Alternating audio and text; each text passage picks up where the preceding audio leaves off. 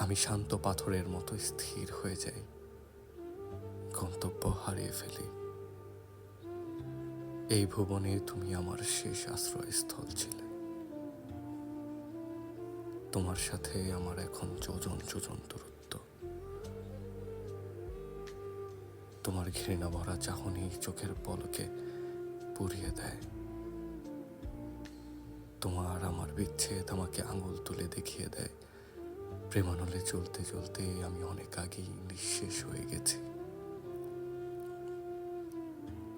সোনালি রোদ্দুরের মতো সুন্দর পদ্মাবতী, আমি তোমাকে আঘাত করে নিচে মরে গেছি। যে হাতে আঘাত করেছি সেই হাত পুড়ে যাক, পোকামাকড় খাক। তোমাকে ব্যথা দিয়ে আমি ভালো নেই। ছুরির আঘাতও আমার মনের ব্যথার থেকে বেশি হতে পারছে না। যদি পারতাম হয় তোমাকে ভালোবাসতাম, নয় শুধু হাওলাদার বংশে জন্ম নিতাম। দুটো একসাথে গ্রহণ করতাম না।